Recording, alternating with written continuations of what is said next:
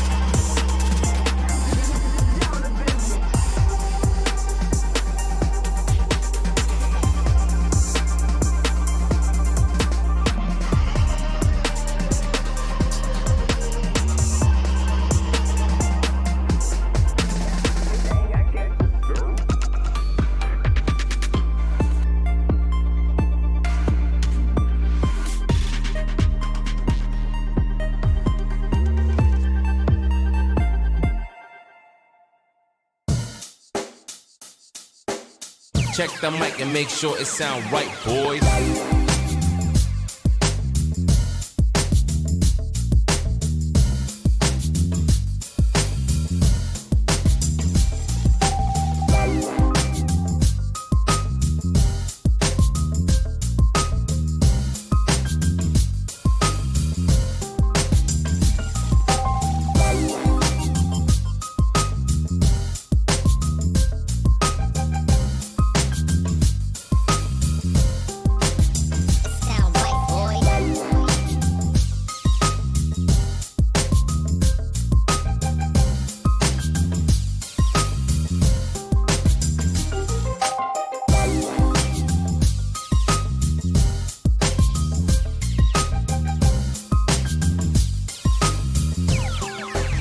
It sound right, boys.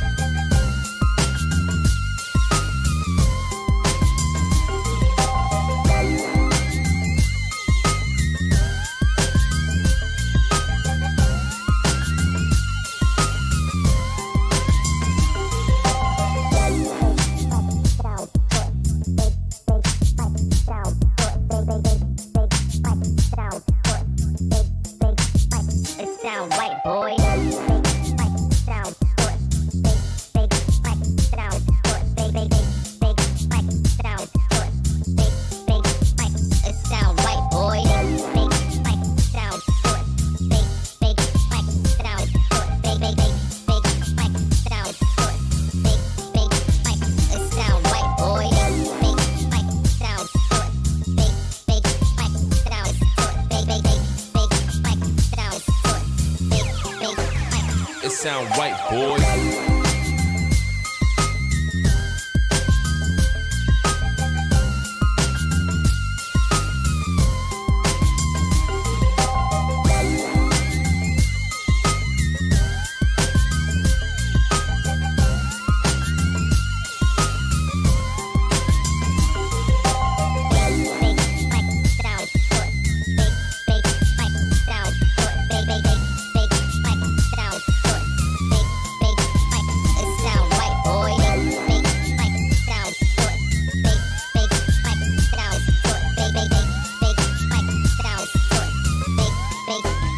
It sound right, boy.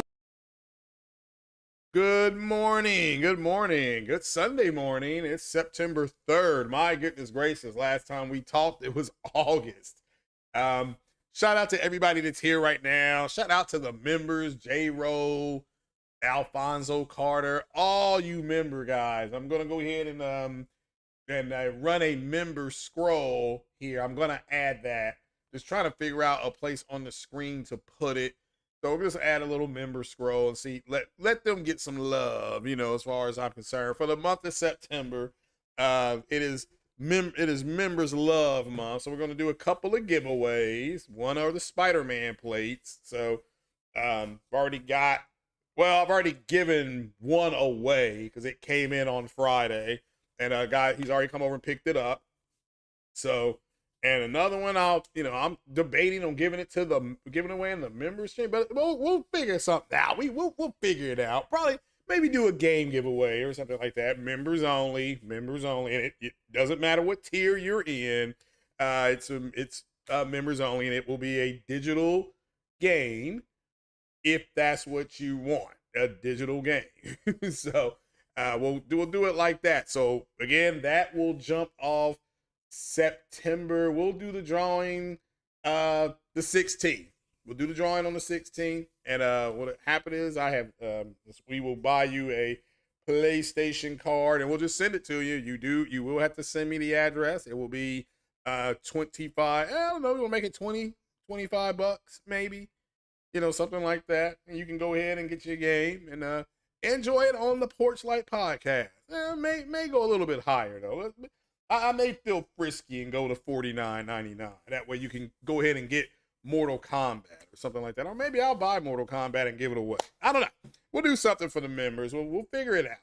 So, but it is college football season. I was going to podcast yesterday, but I got a phone call pretty much saying, hey, look, you know, you want to come out and tailgate I'm like, the game starts at noon, right? Like the game starts at noon. But he was like, well, man, we got to go to the store. We're over there. You know, we can come and pick you up, whatever. And I'm like, all right, fine.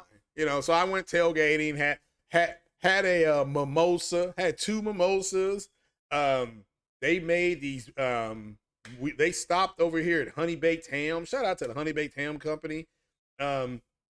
They brought this tray of glazed turkey and cheese. It was glazed and smoked biscuits, and then they had this dipping sauce.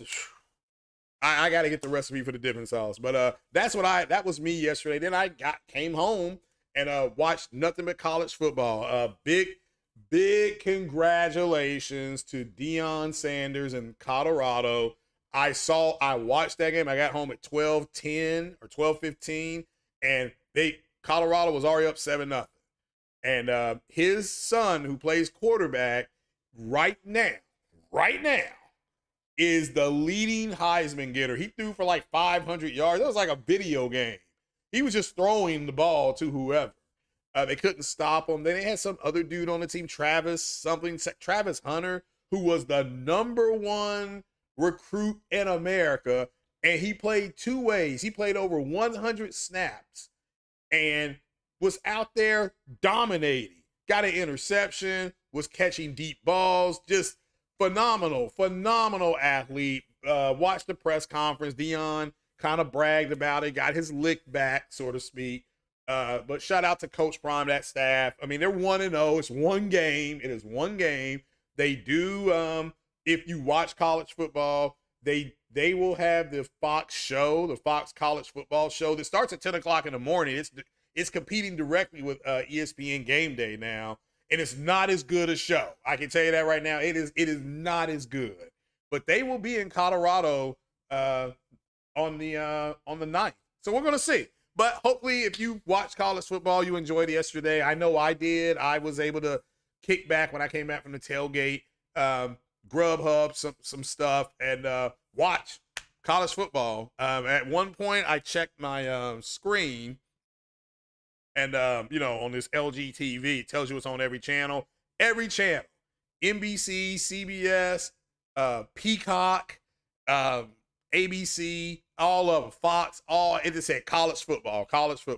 And I watched all night. I watched all day. It was great. I didn't game. I was going to game, but, more information was coming in. I had multiple emails, people calling me, asking me, was I trying to diss Persona and Jay Barry? The answer is no. And Strictly Gaming, no. I said all 3 of those black men sounded like clowns, sounded like goddamn fools. And I stand by that. All 3 of them are equally responsible for what they were saying. So, I've said that. So, but that was my day yesterday. Tailgated, ate, got up this morning, went to something called Starbucks and got a ice caramel mochiata, whatever thing is called. And I got that, and I got a turkey, like a smoked turkey and cheese sandwich. It was good. It was good. I'm happy. I feel good. All right.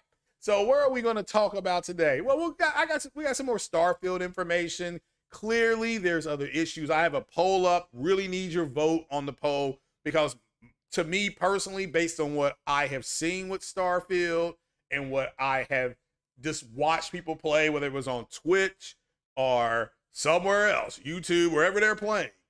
To me, Starfield looks like a bigger, better looking Mass Effect Andromeda. That's what it looks like. I'm not here to say the game is trash. I haven't played it. I'm here to say that what it looks like to me is a bigger, better looking Mass Effect Andromeda. That's what it looks like to me. It's bigger than Mass Effect Andromeda. It's a better looking game. Mass Effect Andromeda, remember, it's checkerboard 4K. This is on consoles. I want to concentrate on the consoles. It is on consoles. It is Mass Effect Andromeda was 1800p checkerboard at the 4K and 30 frames per second with medium graphic settings. That's on the console. Now, on the PC, you can run it however you want, right?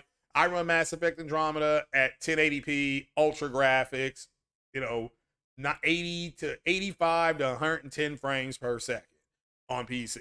So, and granted, the game, now, what I just told you, the game came out, Mass Effect Andromeda. I don't know if you remember the 1070 NVIDIA card and the 580, um, 1060, 1070. The Mass Effect Andromeda was co-marketed by NVIDIA to push its 1070 graphics card. Like if you had the 1070, you could max out Mass Effect Andromeda.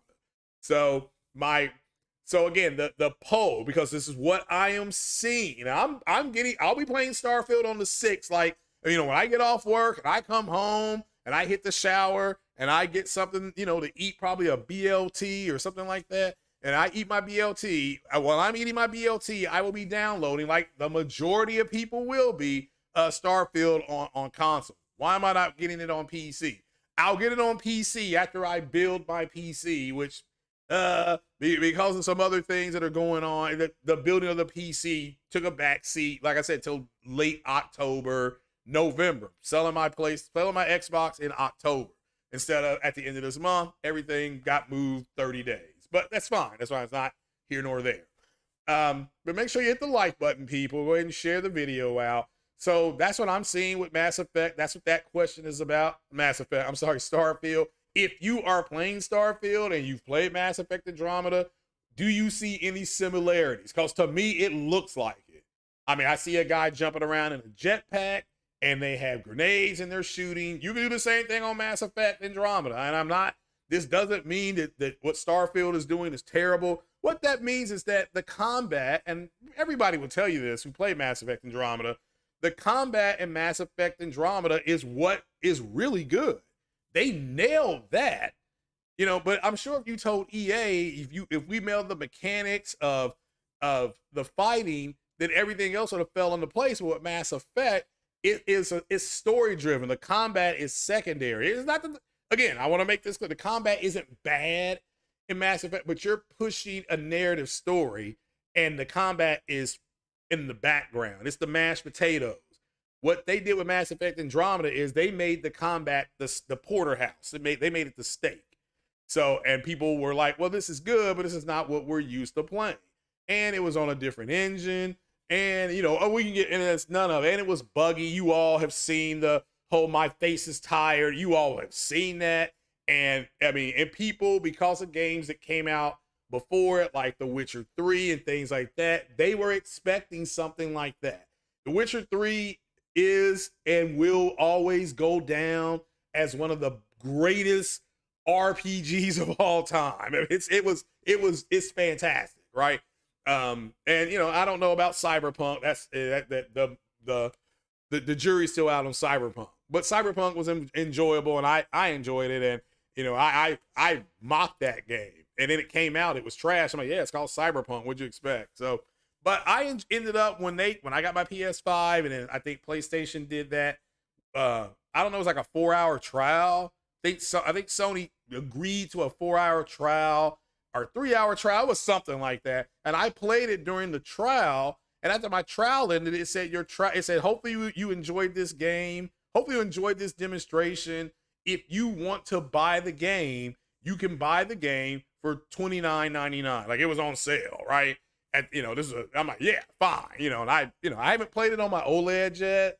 I did play it on my Sony TV. So people keep saying, oh no, you got that wider color gambit on your OLED now. Go back and play it. I ain't doing it. So it's like people keep on saying, go back and play Spider-Man and Miles Morales on your, you know, on your OLED. I ain't doing it, because if I download that Spider-Man at 1440p, you know, I put it in 1440p mode, the PlayStation I'm talking about, and I get that plus the 60 plus the ray tracing, I'll get stuck playing it again. So, because I really enjoyed that game. So that part, the DLC with Black Cat and Peter Parker almost possibly being a baby daddy, that to me, that was worth the game alone. Forget about all the mechanics, forget about the fighting, forget about the swinging. That young man, you gotta love him, because he went raw. And that's what we talking about over here. Raw. Okay, so I loved it. But we got some things to talk about. Starfield is not 4K native. It is 1440p 30. We'll talk about that. We're going to do the unboxing of the world's greatest Spider-Man gamepad, because my gamepad is better than yours. It just is. You all just have to get over it. And it's going to play better, things like that. Shout out to everybody that got them. And I know people got the plates and all that kind of stuff. So we're going to do our opening and see how that goes. And then we'll do a little Q&A. And I know it's Sunday and you all need to get out and go to church and things like that. So we'll try to keep it clean, and which won't happen. But we're going to try to keep it clean, because you never know who's listening to you, right? And yeah, I did turn down a sponsorship, a 100% sponsorship for Juice something. It didn't make, I gave it to a friend of mine that's an attorney, and he was like, well, they basically are going to give you an advance of money, and then you gotta make a percentage back. It was something. So I'm like, I don't want to do this. So I emailed them back, thanked them for their interest in the podcast, but we're going to stay 100% independent, not going to sell out. I will do things with local business people. I don't mind doing that and podcasting on that if you're a local business person. I don't know about branching it out, and stuff like that. That's just not at least in this year. Maybe 2024 we look to do something like that. But yeah, that's definitely it did surprise me, and the fact that I had to sit down and think about that. It was both humbling and I appreciated it, but it's also scary. Yeah, I'm like, oh my goodness. And they were literally asking me to be an influencer, is what my brother's girlfriend was saying. It's like, oh, they want you to be an influencer. So I ain't doing it. I didn't want to do it. So at least not with that product. So, but we'll get into it. Yeah, congratulations to Coach Prime and that staff. Like, I don't know if you all saw the press conference. It's on YouTube. You just pull it up. He also, it shows them at halftime, what he said to them at halftime. And I loved what he said to those kids at halftime, which was simply, if they were winning at halftime, it was 17-14. And they were like, okay, I understand if some of you all had I need to see it to believe it, but you need to look at the man next to you, to your left and to your right. That man does believe. And so you need to start believing. And they won that game. I mean, again, the defense was terrible. It really reminded me of in Kentucky. There was a quarterback we had here named Tim Couch, and Tim Couch was the top recruit in America. He came to Kentucky, whatever. Hal Mummy came in with this air raid offense is what he called it. And that's what Deion Sanders is running, an air raid offense. And the defense looked trifle. So his biggest gap that I've seen when I watched that game was the defense was terrible. Now, granted, TCU had just played in the national championship a few months ago. Was it January? So, 6-7 months ago, they played in the national. Now they got their butts kicked by Georgia. Like Georgia took them behind the woodshed and just beat the hell out of TCU. I mean, it was so bad that the ratings for that game, you could see when they showed how the ratings started, it was really high. And then by the end of the game, like, nobody was watching that game. Nobody was watching it. So, and it is what it is, right? But shout out to everybody that's here now. J Rose in the house. How you doing? CRU is in the house. What's happening? So let's see here. Chris is saying the poll is redundant for you because you never played the game. All right, well then don't vote. Yeah, if you haven't played Mass Effect Andromeda and you haven't played Starfield, it's difficult to vote. I understand that. So I understand. It makes sense. Let's see here. Make sure you hit that like button. But we'll start with some Baldur's Gate news, or BG3 is what it's affectionately known as. And according to Kotaku, it's a review that came out yesterday. The review is simply that it's good on PlayStation 5, but it's still rough around the edges. So since there are some caveats, Baldur's Gate 3 is worth playing on PS5 if you don't have a PC to run it. So I guess it passes the test overall, but it does say there are some issues. Okay, there are some issues. And but basically Baldur's Gate is going to be the PC game of the year. And I personally think everybody keeps forgetting about Hogwarts. I think Hogwarts wins the overall award. But it says he didn't have it says the combat and movement are serviceable, but this person that did the review, you know, he said, but I've had much more trouble with minute tasks like examining small items in a cluttered environment. In one of these earlier side quests in Baldur's Gate's first act. Here, let me blow this up. Their first act, okay. Let's see here. It says his party of mind flayer, I don't know what that is, tadpole infected weirdos was looking through a hag's hair to find a specific wand in the villain's belongings. Combing through a desk covered in trinkets is much easier when you can just click on them. But while using a controller, it took several more button presses just to grab an item off the table. Pressing on the D-pad lets me focus on items and their surroundings and scroll through them like any other menu, but it definitely feels like an accommodation for not having a mouse just to click on things. That's true. This is what happened in games like that are real-time strategy games that are go from PC to console, like XCOM. You have to like press the square button and hold the square button down to access different things in the menu. It's a learned skill. Once you learn it, it just comes natural. But it is, you have to sit there like, oh, that's right, I have to do this. So again, it just says here, it says, luckily there's a cursor mode that lets you emulate having a mouse, but it's not quite as precise or snappy. So maybe they'll get that better for PS. And this is for you guys who are playing this game on PlayStation, okay? Because if you don't know, early access or the deluxe model of it, whatever you want to say, it's out now. You can actually play it today, right? People started playing it yesterday, I believe. So this says here he was getting frustrated, momentarily frustrated with the adjustment. So, and again, this is this one guy's review from Kotaku. So then he says, here are the technical issues. It says they haven't been game breaking, but have at least represented a noticeable, they have noticed a dip in performance and fidelity compared to its PC counterpart, which to me is expected. I mean, a PC is more powerful, so you're going to do that, okay? Don't want red stickers. There are some graphical troubles, like texture pop in, and elements like certain characters' faces are just presented at a reduced level of detail. So this is what he has noticed in the game. All right, and that's why he said they're not game breaking. These are just things that he's noticed. So it says in which even characters you get some lengthy face time with just don't look as great as they do on PC. So this is the PC ported game, Baldur's Gate, and they're doing a direct one-to-one comparison on PlayStation. So obviously the PC is outperforming the PlayStation as it should. Okay. So this to me isn't news, but it's not news that the PC's outperforming it. However, it is news, however, that he's having there is some pop-in issues. You notice that in this texture pop-in. All right.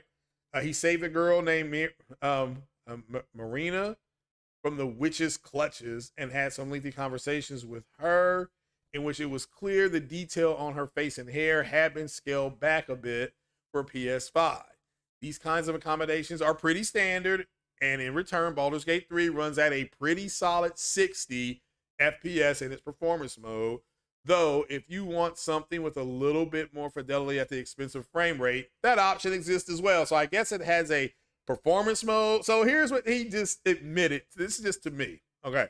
He just admitted that it has a performance mode, it seems like, and anybody playing Baldur's Gate now can leave a comment because I'm not playing it yet. But let's see here. If it has a mode on there that's probably a lower FPS with better graphics. So it sounds like this person was playing the 60 FPS mode, the performance mode, and it took a graphics hit, which is expected. But I mean, I'm not, that's the way to me, he should have just said, this is, he didn't say that. And this is why people are upset and disappointed with the media, because the guy should have just simply said, It has two modes. The performance mode, it has they scaled back the graphics, which is fine. They're going to do that on a console, and or the and just say there's a performance mode as well. So I don't know why he didn't do that, but he didn't do that. So this is why people are disappointed with the quote gaming media. So now the sound, he says the more questionable issues have been less about general technical performance and more about higher frequency of bugs than I experienced when playing Baldur's Gate 3 on PC. The first was strange sound mixing in the final act. I loaded a save to play through Baldur's Gate 3 in-game, and during some of the big climactic moments, the music was muted. That actually has happened to me on games on PC. All right, that's just me though. All right, that's just me. And because it wasn't a regular occurrence, but it was drastic enough that the entire vibe of the section was off. All right, I mean that happens. I'm not making any excuses for it because I'm not playing it yet. I don't expect a PC game that was built for PC ported to console to run as good. That's just, call me call me a realist, I guess, if you want to look at it like that. So it's a sound mixing is a weird technical flub, but it doesn't derail Baldur's Gate 3 experience on PS5. So again, he basically is saying it has some bugs, but they're not game-breaking bugs. I think this is fair. I want to stress that it sounds like Baldur's Gate, and this is without me playing it. It sounds, because I don't know why Baldur, I don't know who that is and why he has a gate, but he has one, right? Maybe there's kids are trying to get into his yard. I don't know. Get in the swimming pool. But it sounds like Baldur Gate on PS5 has two different modes. Sounds like it has a performance mode and a graphics mode. Sounds like in performance mode, the graphics take a hit, like you would expect, right? We were just talking about that with Spider-Man. Spider-Man at 4K native with all the ray tracing bells and whistles looks fantastic, but you take a frame rate hit. You do. All right, now I know it has those different modes now. Was it like HFA or whatever it's called, high fidelity? I don't know how that works. I don't know if I turn on the VRR for Spider-Man and I put it in 4K. I don't. Does it help with the frame rate? Will the frame rate go up? All right, you see what I'm saying? I don't know. I'm not saying it doesn't. I'm just saying I do not know. So, wow, the Maui wildflowers are the worst in the U.S. Wow, unbelievable. So. Let's see here. He ran into a few moments where the dialogue options were broken in a way he couldn't overcome with a dice roll. A few times I would be engaged in conversation, and it didn't devolve, he said, into hostility. He'd only be met with one option. Okay, so I don't know if that's a bug. Maybe that's just the way they had to make the game. I don't know. I'm not saying what it is. It says here that it does say every instance this has happened to me has been a minor interaction. If I reloaded a save, it would sometimes fix the issue. But if it persists into life-changing decisions or relationship-altering moments, this could fundamentally undermine the Baldur's Gate 3 experience. I spoke with some folks who apparently encountered this glitch sparingly on PC. So it's also on PC, just not as much, but I never saw it myself. Then experienced it a handful of times in rapid succession, just a few hours on playing on PS5. So this sounds like this bug here sounds like something that is just part of the game that they're going to have to patch. So this is not just a PlayStation issue, it's a PC issue. Doesn't happen as much on PC. Let me clarify that. So continue reading. Let's see here. Let's see here. All right, whether or not you experience video game bug, this is just in closing right here. We'll read this into the record. Well, we'll try to. There we go. Whether or not you experience video game bugs, especially in a game with as many systems as Baldur's Gate 3 is, often about luck. I've had a relatively painless experience playing Baldur's Gate 3 on PC. And yet Larian was able to deploy a patch that fixed over 1,000 bugs, the majority of which I'd never seen. I can't say for sure if running into these issues on PS5 is just a poor dice roll on my part or speaks to some bugs being more prominent in this console port. but I've at least told Larian Studios about this specific issue because its prevalence in my PS5 playtime is probably the biggest caveat as whether or not I'd recommend playing Baldur's Gate 3 on the system. So what this guy is saying is that they aren't game breaking, but they're a nuisance, and that unless Larian Studios for PlayStation can fix these bugs, he may not recommend playing it on the console. Okay, so we'll just have to wait and see how this turns out. So again, I'm not playing Baldur's Gate. I haven't played Baldur's Gate yet. I do plan on getting it. It's going to be one of my, I don't know if you know what, like with Black Friday, it's what buy 2 games, get 1 free, or get 1 50% off. It's something like that. Baldur's Gate will be one of the games that I get, even though I hadn't planned on, it's like Mortal Kombat, Baldur's Gate, and I got to find one more, you know? So I don't know which one to get, but we'll see. We'll see what that will be. Maybe it'll be Starfield. I don't know. But again, this is from Kotaku. This is, let's see here. What's this gentleman's name? Kenneth Shepard. He published it yesterday. Let's see what some of the comments are saying here. Won't read them all. But if you don't have a PC to run it, you mean a powerful PC. Not everyone has a PC that is better than a PS5, you know. So again, they're not saying not to play it on PS5. You're just saying it's got some bugs. Okay, excuse me. He says that so one guy says that Enlo says that to his surprise, it runs pretty well on an M1 MacBook, which in terms of graphics cannot compete with PS5. I was waiting for a PS5 port because I don't trust that it really run well on my MacBook. Now I'm on the fence on what I should do. I don't know what the release date is. I keep forgetting, but I'm gonna assume by release date some of this will be fixed. Maybe not all of it. Some of it will be fixed. So, see, somebody says it runs passively on Steam Deck, so I don't think you need to approach PS5 levels of hardware to pass muster. That said, the Series X and 5 have Eternals that might have been considered top of the line 5 years ago. Okay. Somebody say, yes, that's kind of what having a PC to run it entails. Yeah, I mean, it's up to them to port the game.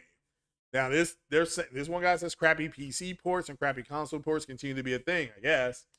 So, but this just highlights how badly they must have been struggling with the Series S version. Yeah, if they're now, maybe when it does release on Xbox, it has less bugs, and that's a good thing, right? So, let's see here. Just trying to see.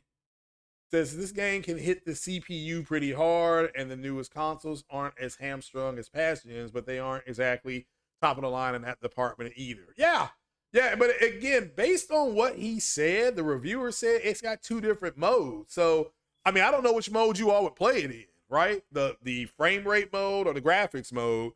So if you buy this game and or if you're playing it on PlayStation, just leave a comment on what you all think about this. Okay, do you recommend it, or would you say, well, you know what, you may want to wait until all the bugs are gone? I mean, I don't know. What is your opinion?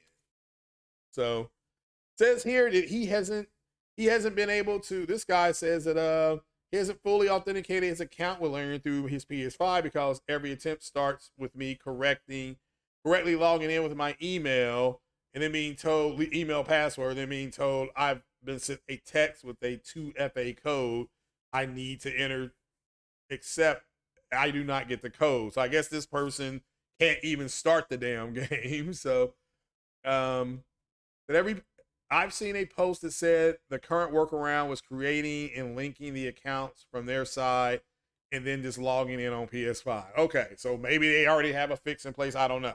So then here's a looting tip if you're doing that. So again, this game is extremely popular on PC. It will more than likely win PC Game of the Year. And so I still, my personal opinion on Game of the Year is that is the Hogwarts game is going to win Game of the Year. So, and why would I read from Kotaku? Oh, I was just reading one other thing. Not a big deal. So, it's not the end of the world. So I was just reading it. And they had a review up. That's why. So it doesn't mean that the review is right. But it's just, yeah. if you're, that's why I'm asking for you know the people who have actually played it to leave a comment. They're playing it on the PS5. So, what do you all think? So, what do you all think? Do you all think that it's you know, is it buggy? Are you have you seen issues with your playthrough? I don't know. So, you know, it is what it is. Shout out to the 40 people that are in the room. Hit that like button, people. So next we will, where's my video input? There we are. Okay. So we'll do the unboxing here next. Let me pull that to the side there. Ah. Hopefully, but this is from Sony, I think. So we're gonna see what Sony got your boy. We're gonna see what Sony got your boy. Let's see here. No, I'm gonna have to go. Well, maybe I can get it here. No, I can't. Let me go get my tool that I opened.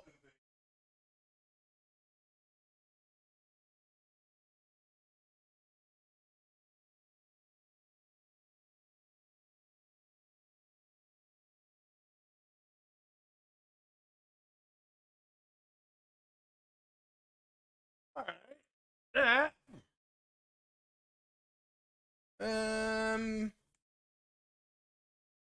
Go. There's that.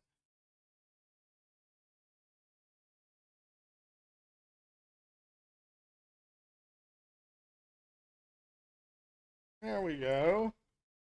Oh, what do we have here? Oh! Look what Sony sent me. Hey! Ah, nothing like the smell of what cardboard, whatever that is. So, see what else we got here. Oh, we have a note from PlayStation. Let's see what it says. It says customer support. It also has a refund thing. And it says the item number. It has the item number that I ordered. It did not, well, because I didn't put the order thing on there. That's what that looks like. Oh, look, there we go. So, and it says here, it says packing list, and it doesn't have nothing there, but let's see here. Let's see what Sony sent your boy. Wait a minute, hold on. Hey, look at this. Look what they sent me. We did it, people. We did it. We did it. That right there. Okay. So this is what you get. We know when you work hard and when somebody puts something up for sale, you have the money to get it. Okay? So shout out to Sony for sending this to me after I ordered it. Like most of everybody else in the world, you got to work for it. You know, you don't have to sit up there and you know, dance around and stuff like that. But we did it. We did it. We worked hard. And when Sony put this up for sale, I was able to get my hands on one. But that's what it looks like. Okay. There's a close up of it. That's what that looks like. It is a limited edition. It says it right there. Limited edition DualSense wireless control. And on the back of the box, it has this. That's what it looks like. Hey, we did it. We did it. You know, so, you know, we have to work hard and it's worth it, baby. It is worth it. You know, when you work hard and then somebody puts something up for sale, when they put it up for sale and you can go ahead and click on it and you get it delivered to you. It don't get no better than this, okay? It tells me to heighten my senses. See that right there? It says it's gonna heighten my senses. It says a USB cable is not included. Always update your PS5 system software and the wireless controller device in the latest version. There you go. Commercial use, rental, or leasing of this product is prohibited. Okay? Says design specifications are subject to change without notice. intended for sale in the United States. This is all right here in that fine print that I'm reading. Well, I got that box. I got this in the way. Hold on. Let me put this down. So I'm reading this stuff down here. This for assistance with this product, visit PlayStation.com. Help. The product may be protected by one or more U.S. granted patents. Patent information can be obtained at www.playstation.com/patents. That's what that looks like, ladies and gentlemen. We got it. We worked hard, and because we don't have to kiss up to anybody over here. Like I said, I turned down a sponsorship, and Sony still sent this to me because I work hard. I don't, this is great news for people who work hard, and you can reward yourself. Okay? And this thing costs like $75, I think. Now, where are my plates, you're gonna ask? Like I said before, gave the plates away. So because it wasn't a big deal to get them either. But this is so good. And look right here, right there, Marvel, right there. So Marvel officially licensed this to Sony. That's what they're saying, okay? 2023, all right. Now, people are going to say, well, how come this is my third controller? So I have this controller. I've got this controller. This is the black one. I've got that controller. That's that one. And I have the one that came with the system. I have this one. So you see there are no batteries to put in here. So I assume this is what this is. Now, it doesn't have a USB, so you have to have a USB-C, or USB-C, I should say. Let me make sure. Yeah, USB cable not included to connect or change the controller. Use the USB cable, USB-C Type-C, included in the PS5. So again, if you lost, and again, a lot of people have lost their USB-C chargers, but I kept mine. So, that's it. I mean, and again, they're going to have more of these and more plates before they, as a matter of fact, they just have more plates on Amazon. So I don't get it. Just go get the damn console, because I mean, that's what I'm going to try to do, right? I'm going to go try to buy the damn console to get, I'm getting rid of my Xbox if the PS5 comes in to GameStop, I'm going to be like, hey, look, I want to buy that, and I'm going to put some money down on it. And when it comes in, I'll be like, all right, look, I'm going to trade in my Xbox on it. And because my PC will be built, and you all can, the PC parts are still up here. That's, let me move that. There's the PC parts. Well, got that glare. There's all my PC parts. So, if you want to know, there's the CPU. That's a Ryzen CPU. So,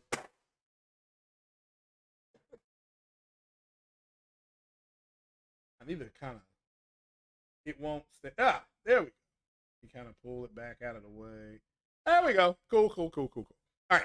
So now you all have seen it. What do you all think about it? I'm not going to open it until the game comes out, because, I know what you all were thinking. You all want some kind of receipt. Well, for your receipt, I have something for that receipt of yours. You know what I'm saying? Here we go. Make sure that my Ginsu is nice and ready. Okay, but we have something for those receipts, right? But that's what it looks like, ladies and gentlemen. And here's the compatible. I didn't show you that. Compatible hardwares right there. So they tell you exactly. Oh, look at this. It even tells you what's in there. Where it says content, you all see that down here. So, but that's what it looks like, ladies and gentlemen. It's, and like I said, we did not have to suck up to anybody. When Sony said it was going on sale, I went to the Sony website, the PlayStation website. I put in my numbers, and then I clicked purchase, and I bought the damn thing. And I was number 3 in line in North America. So just, we did it, baby. This is, all the hard work pays off, things like that. So any questions or comments, I mean, you don't have to suck face with a company, you know, to get stuff that the company happens to have.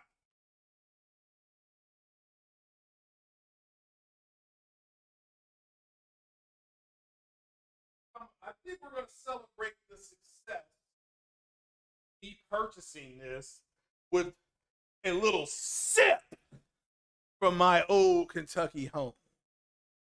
So here we go. Oh yeah. Mm. Mm. Can it be used with PC too? It doesn't say it.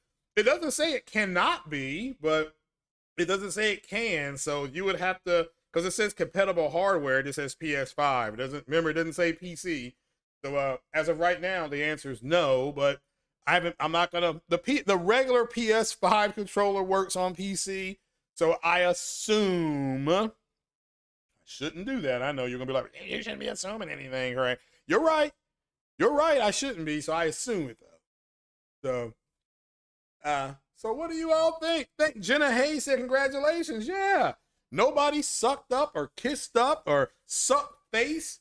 All I did was I went to the website and the website had this available and I bought it. That's how I got mine.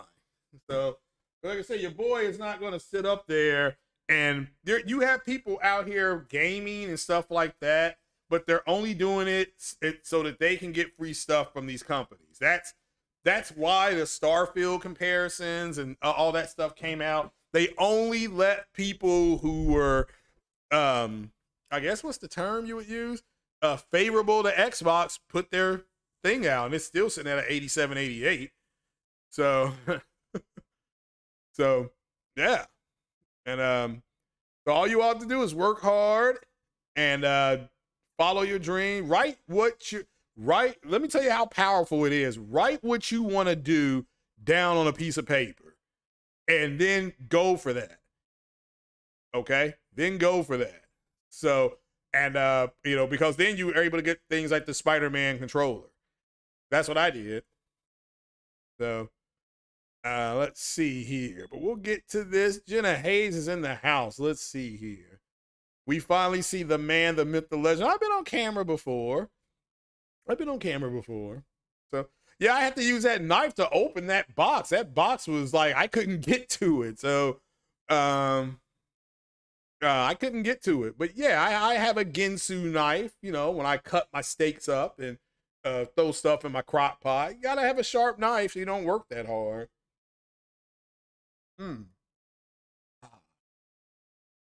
But yeah, we're going to talk about FSR 3.0. It kind of gives me a chance to talk about that as well. It kind of slip into that.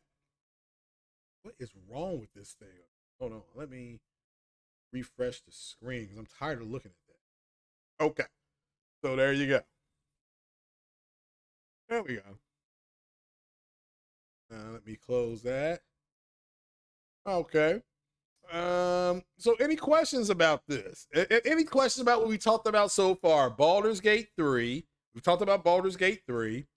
And, because it does have some issues on PlayStation. Now, I'm not playing the game. If you have actual physical knowledge of Baldur's Gate 3 on PlayStation and how it's playing, leave a comment. I'm also going to reach out today to J-Dub to see if he can come on. That way he can talk to us about Starfield and Baldur's Gate. Oh, did we get a super chat? I'm sorry if we got one and I did not see it, my friend. Hold on. Oh, we did get a super chat from J-Ro. He says, cool. Yeah, I mean, I don't know how it feels, but it literally looks like the black controller with the white Spider-Man and it's red. That's what it looks like from the outside. And again, I am your boy here is trying to buy the console, the Spider-Man console. So that's Sony's not going to send me anything, and I don't want them to. I am a consumer customer of theirs right now on their PlayStation. I'm also a consumer customer of Microsoft with the Xbox. I'm going to say this again. I am enjoying the Xbox because I didn't listen to any of the fanboys.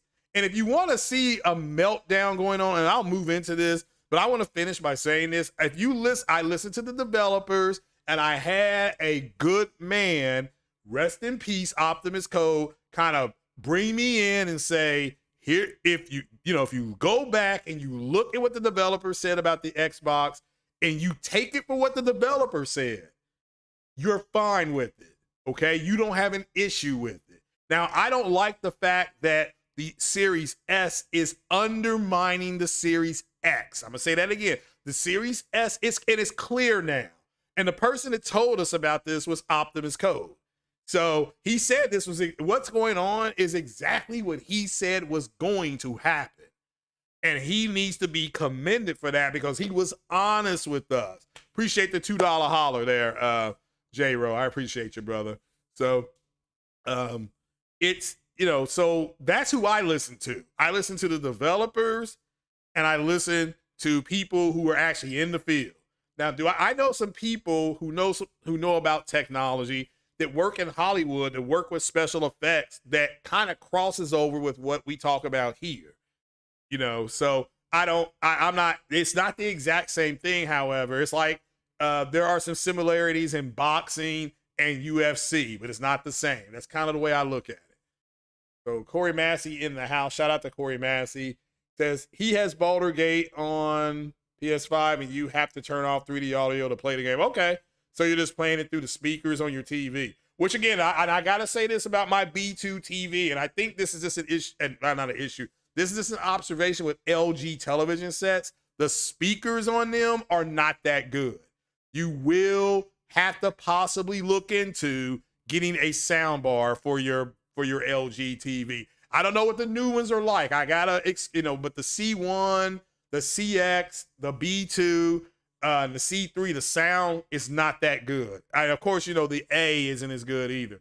The G, the one that's out now, the G3, I don't know what that sound is like. But again, this is me. This is somebody who I was new to LG, right? So I'm going to look at every single thing. The Sony TV that I have, the sound is mwah. But Sony is going to be that way, right? The LG TV isn't like that. That's why I'm so frustrated when I'm playing games like when I'm playing on the Series X and I can't get the headset to work because my TV is partly responsible for that, right? So, but there is a guy who on the Xbox Series X, he was trying to help out, but I think I'm gonna have to give him my number. I'll say, look, man, if you're available today, you can call me if that's cool. No crazy stuff here. I've got a 5.1 headset here. It's a Steel Series. You all have seen it before, but that's right. You all need receipts. So I ain't gonna show it to you. Damn, they're headsets, right? And I actually went out and bought the Xbox headset. I want to make that clear. You all saw that when I had it, right? You all saw that.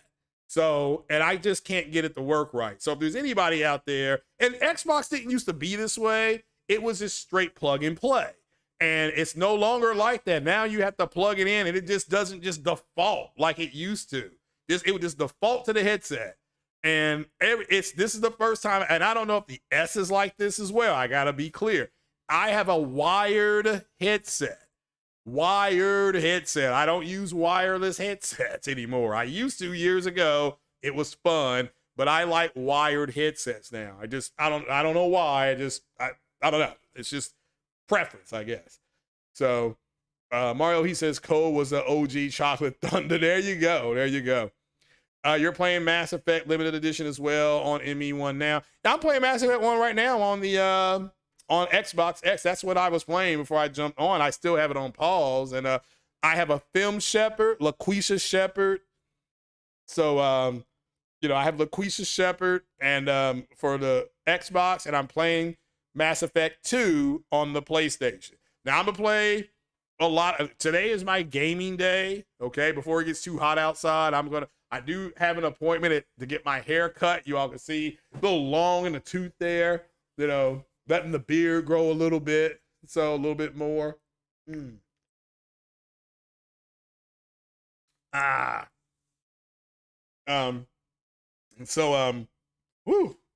Whoa, that was a good one right there. That kind of cleared the sinuses.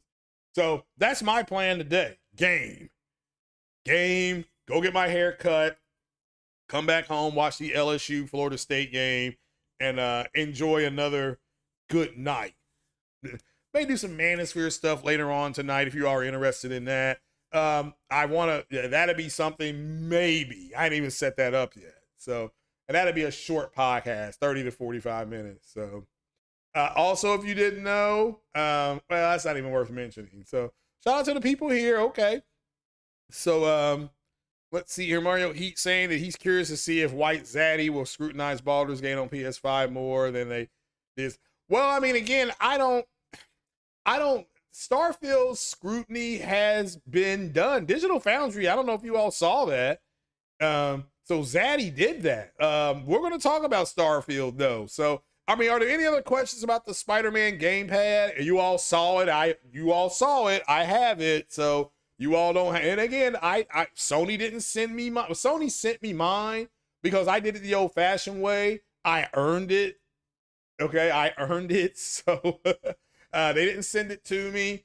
And shout out to everybody who was here to see the another unboxing. You know, I've been doing a lot of unboxings here lately. Did the motherboard, and now we got the controller here.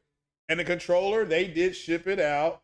Damn, almost a month and a half before the game comes out. So, so you should shave on your own to say, yeah, that's what I'm doing. Yeah, I'm just letting the beard grow because of the long weekend. So I may go in and add that service. I may see if Lexi wants to go ahead and do that. What the hell, you know? Because I told her one day I'm gonna come in and do the $40 treatment, right? Like, hey, how much is it to add a shave on? You know, something like that. So, I love it. I love it. So. DJ pre-ordered the Portal. Cool. Let us know what you think about it. I've gotten messages from several people that ordered it. I certainly hope it works for you guys. I still don't really understand it. I mean, it sounds like it's tethered to the PlayStation. So that's what it sounds like, but I could be wrong. It's not for me. I'm not mocking it. Let's see here. Oh yeah, we'll go ahead and move on. We'll move it on. So we'll move on to the Starfield stuff. Let me pull it up here. Let's see here. First things first, FSR3. Somebody asked a question about that. So let's see here. Well, whoops. FSR3. So, well, I'm trying to go to WCC. Yeah, there we go. There we go.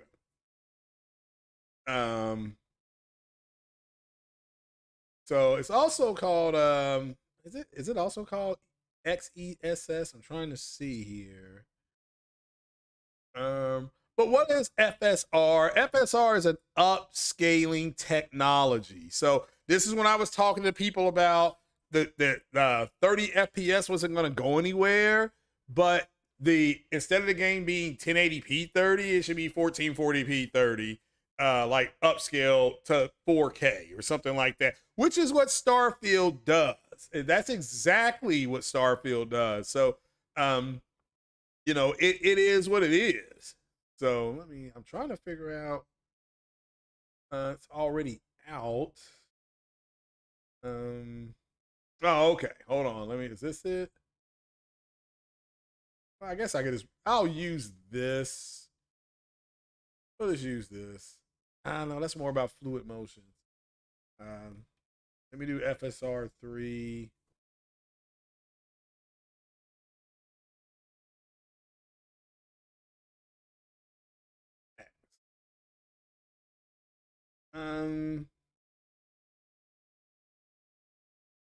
Let's see. That's a rumor. Other people have done it. Matt's Gaming, Jack Reacher himself has done it. You know what I'm hoping. I mean, you also see Jack. I mean, this is pure Jack Reacher. I'm not gonna put his stuff up. You know, you all can go to his thing, man. Oh man, it's so bad. So let's see here. Let's look at this. Let's accept the cookies. AMD3 demystify how next gen upscaler could upgrade performance on any GPU. So I'm just trying to. All right, let me see if I can. Did I blow that up? All right. This is again for spoken. I'll just put this up on the screen. I may have already shown you guys this, so bear with me here. Okay, here we go. So FSR3 again is super. It's three things.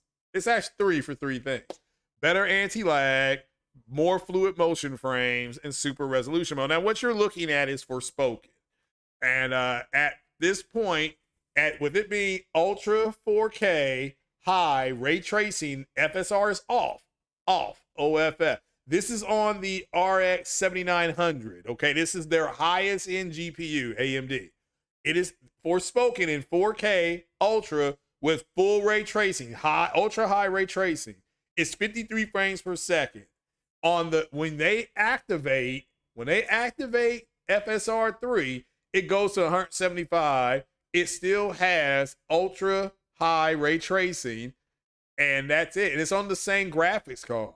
Now, it doesn't tell you the CPU, but the graphics card, they're basically saying you get, 175 frames a second on their graphics card, that this will work on all their graphics cards. So what people are thinking is going to happen is, even if you have a lower end graphics card and you're playing these games, this is going to help you.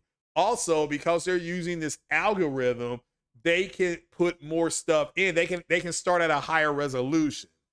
So what Starfield does is it is 1440p, 30 frames a second. Now, the first thing I got hit with is, well, that's what that's what the first thing that showed us, that they showed us on the PlayStation, when it was the girl jumping off the thing, and we found out it was 1440p 30. All right. So, but let's see here. I'm trying to find where Todd Howard says it runs at 4K 30. And people were saying, well, Todd Howard lied. No, Todd Howard did not lie. All right. He basically didn't tell us it was going to run at 4K native. He never said this game is going to run at 4K native.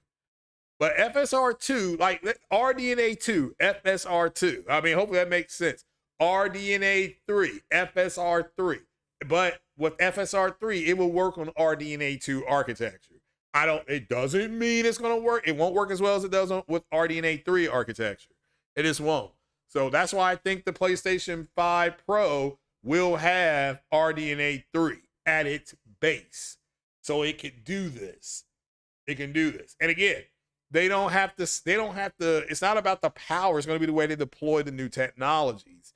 So, and again, people were saying Starfield doesn't have any next gen features. That's not true. It has it's going to have FSR 3. So when they do that, the finger cross, okay, with FSR 3, with the Xbox Series X, is that you will then be able to activate this, and then you will still get 1440p upscale, but then you'll have more resource power to push towards frames.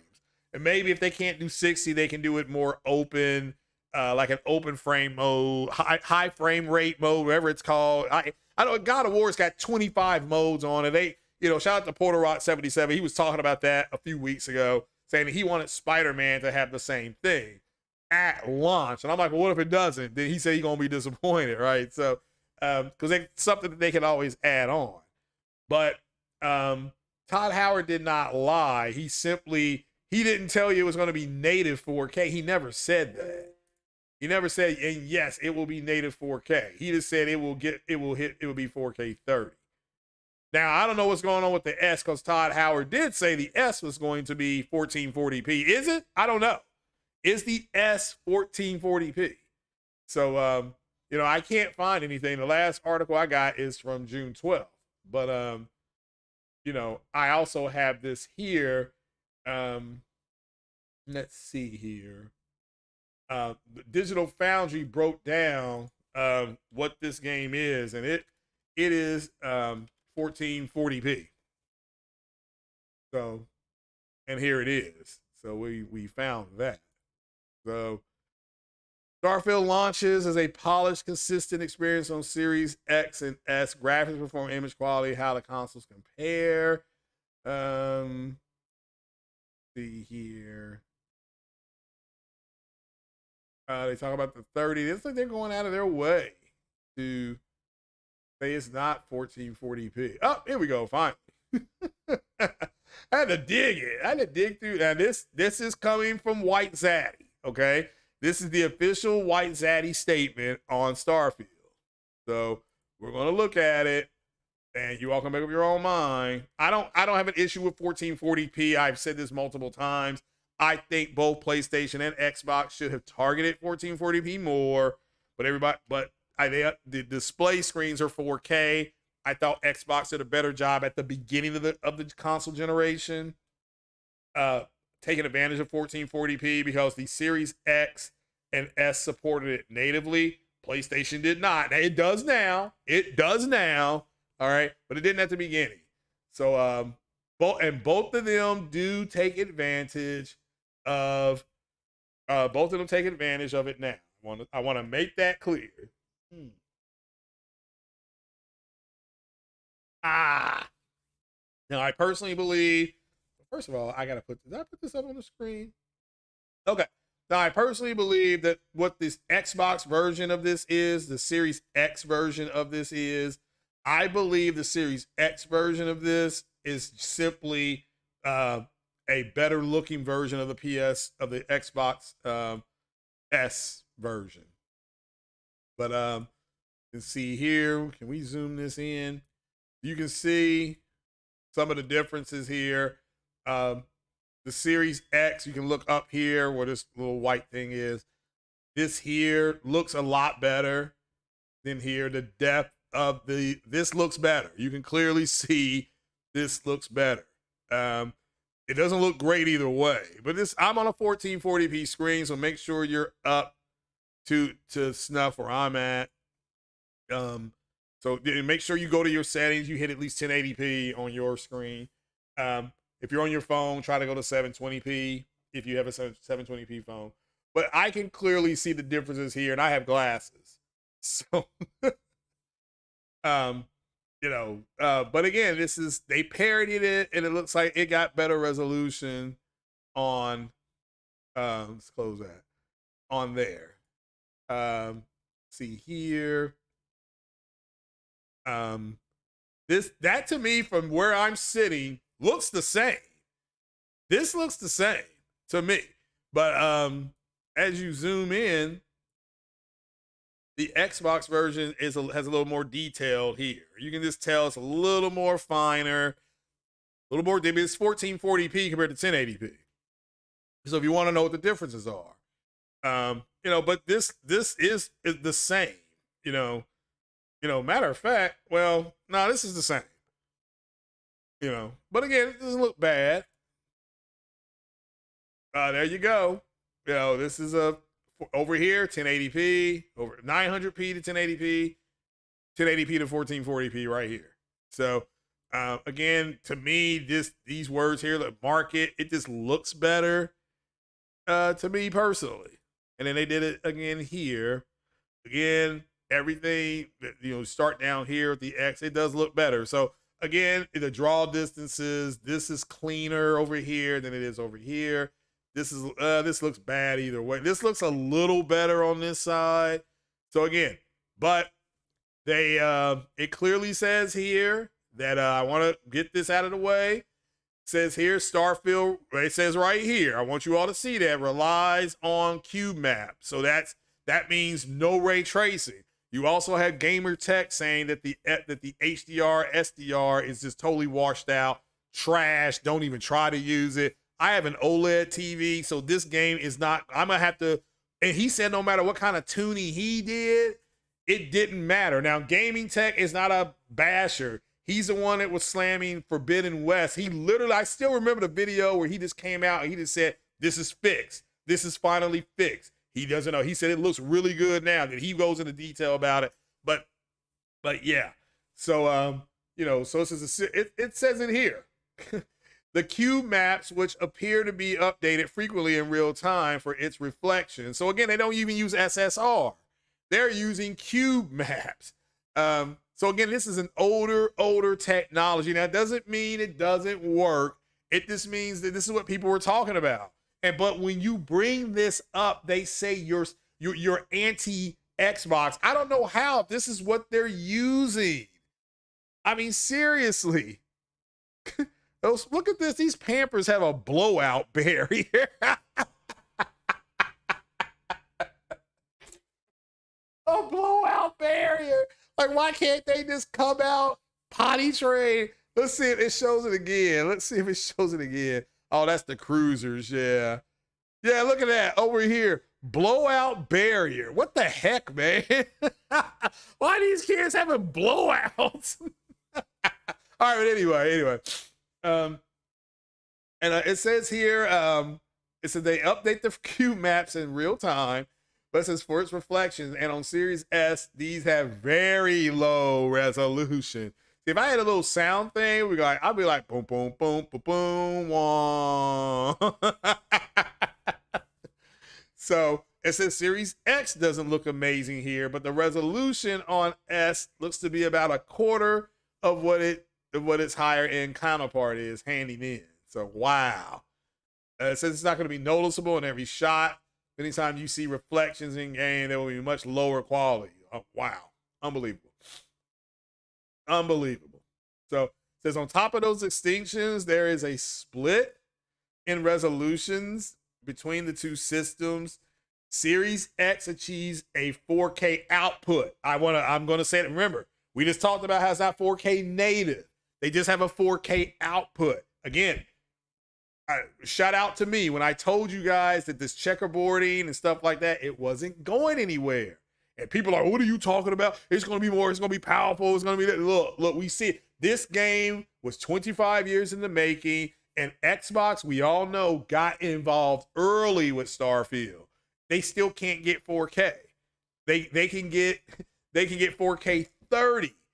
Okay, so you should start seeing a pattern. Microsoft Flight Sim 4K 30.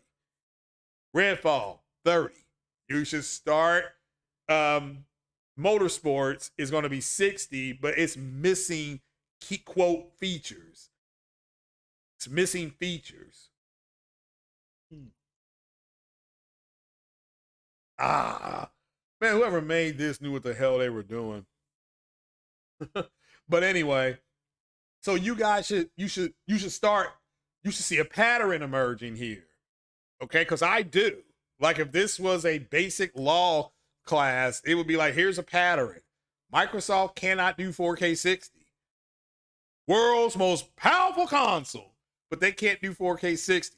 I can tell you, I know that PlayStation don't have a lot of 4K 60. It has 60 FPS games, but mostly they're 1440p or they're checkerboard at 4K. All right, they're checkerboard at 4K. They went back and did it for Horizon Zero Dawn. That is now a 4K 60 FPS game on PlayStation 5. Every PlayStation game has a 60 FPS mode. All of them. Now, they may not be 4K, but they don't have it. I can't think. I mean, Microsoft Flight Sim 4K, I was saying 30 FPS on a flight sim game, that is an abortion. Even Forza Horizon, the target is 4K 30. Now, they do have a 60 FPS mode, and they drop down to 1080p. So you guys should see a pattern, right? So this is why Series S seems to come in at about 1440p. So it is 1440p, around 1440p. So it's a 1440p 30 game where Series X achieves 4K output. It says here, we'll keep reading, with both systems reaching those targets with the help of FSR2 upsampling technology. Now, it's an up, that's exactly what it is. Remember what I specifically told, so I was wrong on FSR3. My understanding on PC, you will get FSR 3 with Starfield. But on console, it looks like it ain't gonna happen. Or maybe they can just add it later. That's the hope. Fingers crossed. So FSR2 is an upsampling technology that allows you to get 4K output. Okay, it allows you to get the 4K output, but it does it through another means. Sony uses a lot of the checkerboarding. Again, what does checkerboard do? It allows you to get 4K output, but but not at a native look. Again, that's just reality that we're working in. That's the reality. It says that means that the final image looks like it's 4K or 1440p respectively, but the game is upsampled from lower resolutions by combining data from multiple frames. Again, remember, checkerboarding is 1800p native, 1800p. Then it goes through the checkerboarding technology, which is an upscaler or an upsampler. And because it goes through that, the final image is a 2160p image, except it's not native. It is a checkerboard. Mass Effect Andromeda uses the same thing. All right. Says on Series X, the game is rendering internally at 1440p. This means, as I put on the scroll, Starfield is 1440p, 30 FPS natively, but it goes through the upsampler to get the 4K, but it's not native. Excuse me. Like Assassin's Creed Origins and Odyssey on Series X, because of the patch, is 4K dynamic and 60 frames per second. Now on the Xbox One X, it was 4K, but 30 frames per second. I mean, again, I played that game. It looks fantastic on my picture, on my screen. I got a fantastic picture. So it says while on Series S, there's a base 900p resolution. That means the native resolution is 900p. All right. And it says it's possible that's dynamic resolution. It's possible that dynamic resolution could be in use here, but every shot I counted indicated those resolutions. Okay. So Xbox Series X is 1440p native. Again, I don't know why they can't get 1440p 60 with this game, but I'm not a developer. I'm over it now. I don't like it. I will try it until my PC is done. Then I'll be playing at 60 frames per second. Even if I have to drop the resolution to 10, and understand, if I can drop the resolution to 1080p, but get high to ultra graphics, that's a trade-off I'm willing to make. Okay? You got to understand PC gaming, you have to be willing to make trades. So, all right. So, it says that this comes from White Zaddy. This ain't me bashing. This is not me talking down. This is your White Zaddy that you all will perform fellatio on. They have now officially declared this game is a 1440p game with upsampling technology. Again, fine. But I don't want to hear anything about this game is your first. This is supposed to be your first party Steam house. This was your Emmett Smith. This was your Jim Brown, rest in peace. This was your Joe Montana. This is what I was being told. This game, they pulled this game off PlayStation. Okay, fine. They pulled a 1440p 30 FPS game. That's what they pulled. So, okay, this is where we're at. Now, I'm not here to say the game isn't fun. I'm not saying nothing like that. I'm saying that that's what this game is. In practice, both consoles deliver a sharp and clean resolve during typical play, and both look very good on a 4K television set. You can see a bit of aliasing and shimmer in areas of fine detail that FSR struggles to resolve cleanly. Yeah, this is why FSR isn't right now as good as the deep DLSS that NVIDIA has, because NVIDIA's algorithm is better. It's just better. Now, maybe AMD catches up, but right now, I don't know. These look very similar on the two machines. Of course, the Series X does look somewhat sharper and manage to resolve pixel precise details at 4K, but the S is no slouch. It appears to be a bit softer. Of course it is. It doesn't have the process power and suffers from a bit more aliasing. He didn't really notice reconstruction issues on either machine in most areas, and the game's motion blur does a good job of hiding any flaws in action that might otherwise be visible. So that tells you right there, and when you set your game up, turn on your motion blur. I know people hate that, but this will help hide a lot of the flaws. So as you can see here, the game is pretty much well done. It said checkerboard. Bethesda has a bit of a checker pass when it comes to console performance in their RPGs. The rim lag issue in Skyrim PS3 version. Oh, I remember that. I mean, people were just screaming. And of course, I played Skyrim on the 360. I'm like, well, we ain't having those problems. Ha ha ha. You know. So Fallout 4 had more conventional issues with general inconsistent frame rates at launch. That's true too. I remember that. So here is your frame rate test. It's a whopping 30 FPS. So it's 30. I mean, it is what it is. I don't make it any more than what it has to be. Here's it. It's dipping in this. So it's dipping on this. So drop the 20s. I mean, again, it is what it is. You don't have to be mad at it. This is the reality. It seems pretty solid, however. It just seems to be holding the frame rate. I haven't heard a lot of people. It does have some tearing issues, I've heard, but maybe it corrects it really fast. It isn't game breaking, kind of the best way to put it. So again, this to me, oh man, look at this. I mean, I'm seeing this, and I got glasses on. If I see this, oh man, this looks like something out of Fallout. It does. This is what, or whatever, Outer Worlds. This is kind of what Outer Worlds looks like. So again, I mean, I'm not knocking it.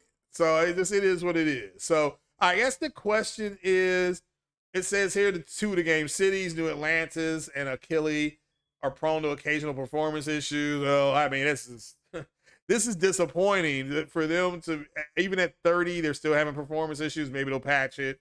I'm sure they will. So, and here it is on the S. I mean, it's bad. So, these guys look like something that it's like Bethesda didn't improve anything, but they are who they are at their heart. They don't do the image capturing facial animations very well. So they just don't. They don't. And but a lot of this stuff with Starfield comes down to it brings up Mass Effect 2 or EVE Online. Again, this is a good article if you want to read about what you have with Starfield, which I have been told just to brace myself for a bigger, better looking Mass Effect Andromeda. That's what I got told. This game is what Mass Effect Andromeda was supposed to be, or was supposed to be more like this. So, yeah, nothing wrong with 1080p with high graphics is good, is fine. It's fine. So, I mean, for me personally, but I don't know. That's just what I like. I'm a 1440p guy. So, Hip Hop Gamer said this was the gen of reconstruction techniques, barely any native 4K. Yeah, they're perfecting the techniques for the next generation. I don't disagree with him. I mean, everything hip hop has said has come to fruition. Everything he said has come to fruition. So I'm just kind of like, yeah, he told us some stuff in the back scene, so to speak, off air. That yeah, I mean, to keep his confidence and keep his trust. I'm not gonna say a word, but a lot of the stuff that man said has come to fruition. I say about 85% of it.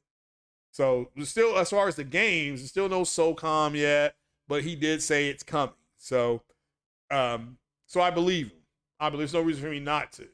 So with high confidence, I believe him. Shout out to him. So, Zero Steel says it could be the creation engine. So I don't. Again, I haven't played this game. I'm playing it in 72 hours.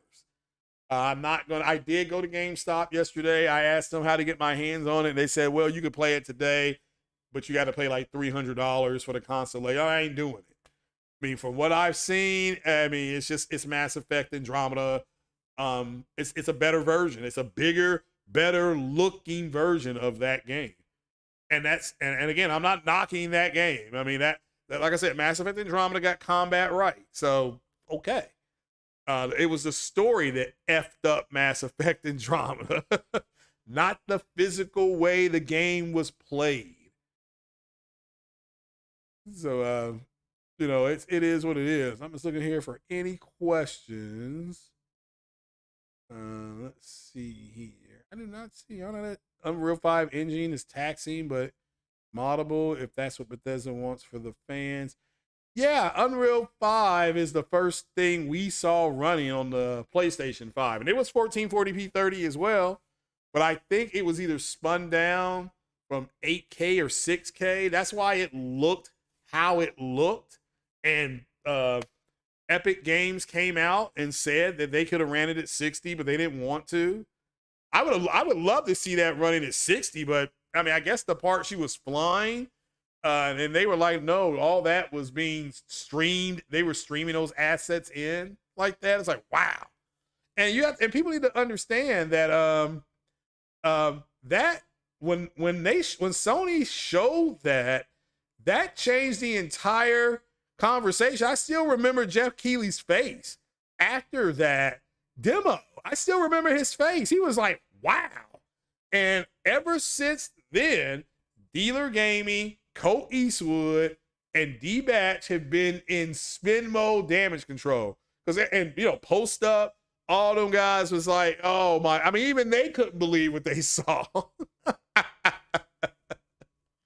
So, Andromeda was great. Not for, if you're a big Mass Effect fan, Andromeda, there's nothing great about Andromeda, the story. They did a lousy job. However, I think they got combat correct. And the way the system levels you up, I thought that was fantastic. You know, so I think they got those two things right, but the story they got was terrible. And part of that is on the community too, because we weren't ready to move on from what happened in Mass Effect 3. We, in essence, wanted a direct sequel. We wanted Mass Effect 4. We did not want Mass Effect Andromeda. Like I said, I still remember Deanna Tate saying that. She was like, this isn't Mass Effect 4. This is Mass Effect Andromeda. And it is clear the people filing the complaints wanted Mass Effect 4. They're right. She's right about that. So, you know, it's kind of like, yeah, we want Mass Effect 4, not this. You know, why is, you know, this mission to Andromeda is never mentioned by anybody, not even the elusive man who knew everything in Mass Effect 2. You would have thought that they would have said something. You know, there's rumors that there was another mission that went to Andromeda. I mean, just a rumor. Oh, just damn. Oh, you're saying they use 8K texture? That's fine. So Starfield is #1 on Steam sales charts, but the game isn't even out yet. Yeah, that's fine. I mean, I'm not, like I said, I did not sit here and say that the game was a failure. I said the game has failed in the sense of it was going to be what Microsoft needed to kind of turn their image around. 1440p 30 ain't the way, Sway. It's not the way. You know, and again, this is why I was saying this was these guys, the fanboys. Let me make that clear. These were these Xbox fanboys. This was their wet dream. This was their Shamu. This was their Rembrandt, their Picasso. This game was supposed to be that dude, right? And this is not even close to what they needed. I want to make clear this doesn't mean the game isn't fun because I haven't played the game yet. I have no idea what the game is like. That's why hopefully I sent the message to J-Dub. Hopefully maybe later on today he can come on and I'll podcast with him and we'll just talk about, because he did a review on it and he said he was going to wait for the guys, he was going to wait for Digital Foundry and stuff like that to confirm that he was saying that he doesn't see any next gen features. I mean, but he did caveat it by saying that I want to see what Digital Foundry and like, and I haven't listened to NX Gamer yet on this game, which he works for IGN, and IGN, Tim Dog attacked one of the IGN writers yesterday or day before yesterday on Twitter, and even the community is like, what the F's wrong with you? You know, so it is what it is. Yeah, game of the generation. It's not even close to that. It's not even the best.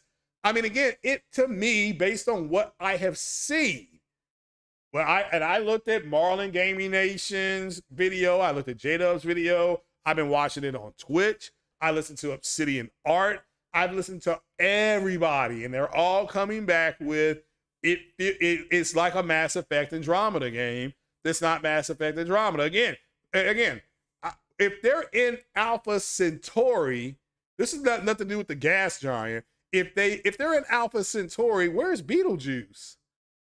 You know, the red sun. Where is that at? Or maybe I saw it wrong. Maybe Beetlejuice is in Proxima Centauri. I know there's like a Proxima, and then there's an Alpha. I mean, you know. So, but if you watch Lost in Space, they're going to Alpha Centauri, which makes no sense because Proxima Centauri is closer. Henceforth, the term Proxima. So, Andromeda was mostly slander cause of launch and it's horrible glitching. But yeah, it should have been. I don't disagree. I don't disagree. It needed to be taken apart. But it also, again, there was other things going on. The writing was bad. The story was stupid. I finished it as both Sarah Ryder and Scott Ryder, respectively. So I didn't change the character's first name. And they say his name during the game. So, but yeah, it's just the character creation didn't feel like it was in depth enough. They made sure you couldn't use any of the. I mean, the characters were the same. You know, they were like the Andromeda crew is younger, and you know they don't have the experience and stuff like that. But it just didn't make sense. Like, how are they able to go over there and talk to the aliens of that galaxy? They were talking English. I mean, they didn't even. I mean, in the Mass Effect, it's not real, I know, but they at least explain to you in Mass Effect that the Omni tool allows you real-time translation. Like they're not talking in real time to you. It's just you see them talking to you in real time. Same way with Star Trek. The universal translator. You know, the Vulcans aren't speaking English. Well, they may be now, but they're speaking through the universal translator. So, but in Andromeda, it just didn't make any sense. They didn't, you know, they crossed dark space to get away from the Reapers, and they don't. It was just, dude, I can't get into it. It was bad, man. It was bad. So, hit that like button, though. So, it's a binary system. Well, Proxima is closer, I thought. So Andromeda was rushed and had no clear direction. I don't disagree. What's up, Ice Queen, the Queen of Ice? Remember, EA had just acquired BioWare. EA acquired BioWare back before Mass Effect 3 came out. So, so Andromeda also suffered from engine twitch. Well, again, Andromeda had issues, but this game, when you look at Mass Effect Andromeda, when you look at the combat of Mass Effect Andromeda, and then you look at the combat on Starfield, it looks the same to me. Now, I'm not here to say it looking like that and it playing like that. Two different animals. Yeah, I think you're right. So, yeah, let's look that up here. Do a little bit of learning here.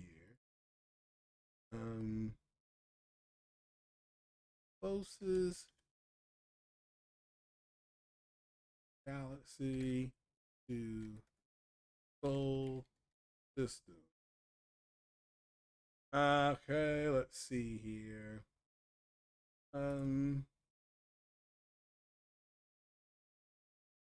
Let's see here.